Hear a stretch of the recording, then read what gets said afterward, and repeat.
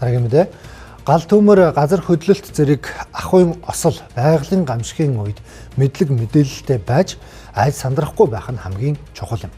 За иймээс олон улсын гамшигын үед авах арга хэмжээний талаар хүүхдүүдэд багаас нь зааж сургадаг тогтолцоо бий. За харин манай ерөнхий боловсролын сургууль цэцэрлэгийн сургалтын хөтөлбөрт аюулгүй амьдрах ухааны талаар тусгасан ч хэрэгжилт маш хангалттай байна. Гал гарлаа гэвэл жишээ нь ямар арга хэмжээ авах вэ? Гал гарлаа гэвэл өстой мэдгүй. Яг би одоо аврахыг хүлээх юм бол нэг мэдээлж явахгүй дээ. Тэгэл гал гарвал тэр үеэс том хүмүүсийн дагаал гарна шүү дээ. Ширээн дуур орно газар хөдлөл. Гал гарвал утаа дээшээ хурдан гарах болохоор доош мөлхөж нөөний ангиас гарахыг хичнээн. Энэ талаар чи ер нь хаанаас сурсан бэ? Хичээлээс сурсан. Бас манай нэг өмнөх сургуульд яхад нэг бас хүмүүс орж ирээд яг ийм хийл гэж хэлсэн нэг газар хөдлүүлгээд 2018 оноос эхлэн ерөнхий боловсролын сургууль цэцэрлэгийн сургалтын хөтөлбөрт аюулгүй амьдрах ухаан буюу гамшиг ослын үед өөрийгөө болон цаашлаад бусдыг хэрхэн хамгаалах талаар зааж эхэлжээ. Гэвч өнгөрсөн 2024 онд шалгалт хийхэд хэрэгжилт хангалтгүй дүн гарсан байна. Багш нар ч энэ талаарх сургалтын агуулга хангалтгүй байгааг ярьж байна. Ер нь бол хөтөлбөрт өрөнд яг тусданд гэж суугддаг юм шиг байна. Иргэний ёс зүй тэр хичээл дээр ганц 2 удаагийн хичээлийн сэдв бол байгаа. Өөрөөр хэлбэл сурагчид төдийгүй багш нарт гамшиг ослын үед авах арга хэмжээний талаарх мэдээлэл дутмаг байгаа юм а. Тэгвэл энэ жилээс сургуулийн өмнөх боловсролын байгууллагад шинжилсэн хөтөлбөрийг тусгасан байна.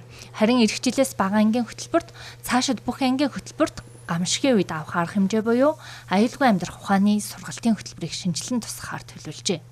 26-аас 27 оны хичээлийн жилд үндэсний хөтөлбөр гэж шинэ хөтөлбөр хэрэгжиж байна. Энэхүү хөтөлбөр дотор бол бид бүхэн бол аюулгүй амьдрах ухаан сургалтыг бүх шатанд нь ерөөсөө 1-р ангиас эхлээд 12-р ангийг дуустал бүх хичээлүүдэд суулгаж өгсөн байгаа.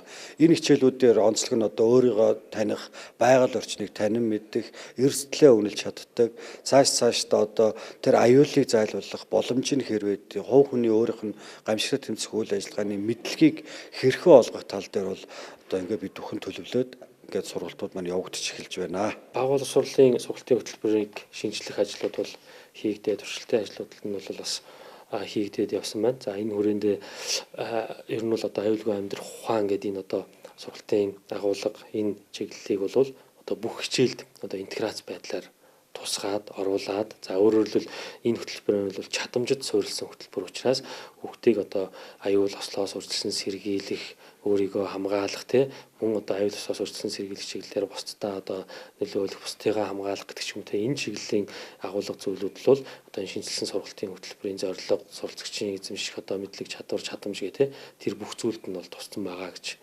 ойлгож байгаа. Тэгээ энэ хүрээндээ бол одоо хөтөлбөр одоо шинжилсэн хөтөлбөр хэрэгжээд явахаар энэ чиглэлийн одоо чадвар чадамжуудыг бол хүүхдүүдэд толгойд явна гэж ойлгож байна. Япон улсын үед гамшигын сургалтын хөтөлбөрийн сайн жишгээрээ дэлхийд тэргүүлдэг. Цэцэрлэгээс их сургууль хүртэлх сургалтын хөтөлбөртөө гамшигын үед авах арга хэмжээний талаар тусгаснаас гадна жил бүр гамшигын дадлага сургалтыг зохион байгуулдаг байна. Манай улсын хувьд Японы жишгийг хэрэгжүүлэхийг зорж байгаа ч бодит байдалд үр дүн хангалтгүй байна.